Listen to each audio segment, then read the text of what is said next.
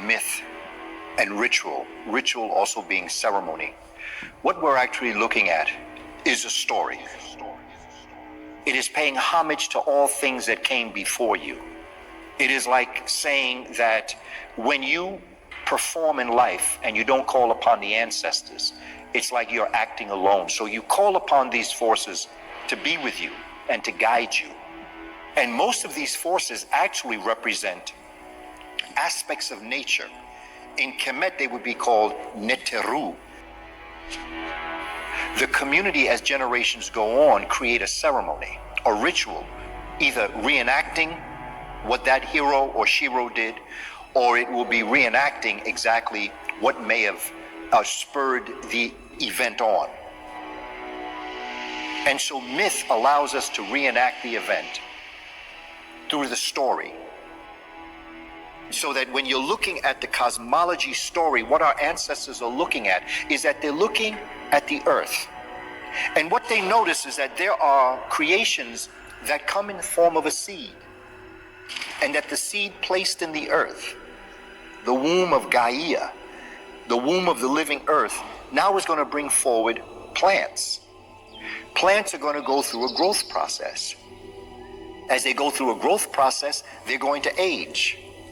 As they age, they are then going to die. When they die, they are going to decay.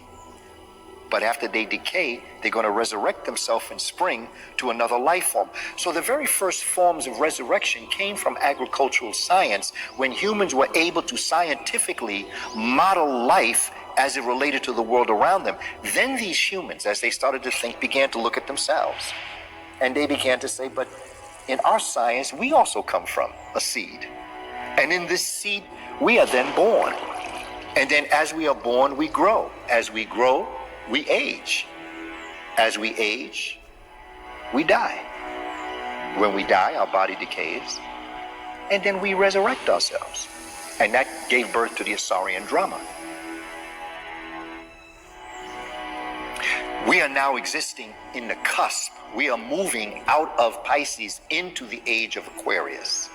Just as it was 2,100 odd years ago, we were moving on the cusp out of Aries, the ram, the family of sheep. The ram is the male sheep. The EWE, is the female sheep. But what's the baby sheep called? It's called a lamb. So the Lamb of God, who will take away the sins of the world, is going to be ushered out of Aries into Pisces, who is going to be the what? The fisher of humans. And he, the Piscean, the fish, is going to lead to the age of Aquarius. When you search for truth, righteousness, and justice, when you look at the laws of the cosmic universe, you come to understand that everything is in balance. Everything comes into existence as it relates to the coming together of two concepts that some people would call in opposition, some people would call complementary. We all understand that each and every one of us is half man and half woman. And out of this, our ancestors paid homage to this. You have Aset, who is known to be the mother of the human family, the wife of the male creator, Asar. Other entities like Ma'at, it was she, the righteous path, that brought things into existence with order and arrangement. And it was her husband, Tehuti, the ibis bird, that would be the wisdom and knowledge. So the way in which our ancestors put it through scientific means and through spiritual means is that in order to be on the right path, you have to have the wisdom to be on the path. But in order to have wisdom, you must be on the path. So in a sense, these are complements to each other. They are husband and wife. And when men do what they're supposed to do, women can do what they're supposed to do. But there are responsibilities as men and women that we have. And women have awesome responsibility. And it is not until the righteousness and the balance and the harmony comes back in the cosmos and on the earth The relationships between men and women become balanced again.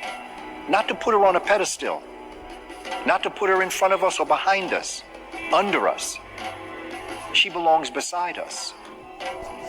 Her role is very important as it relates to bringing the world back to where it should be. And when you go back to African traditional societies, you can see that balance. You can see the respect and the honor that women are given.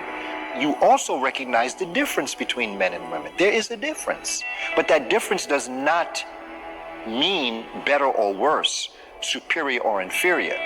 There is just a difference because in order for life to continue, there has to be a difference between the genders, because when we are in unity, we are actually the original creator God of all. And out of that, we create other little gods who are our children.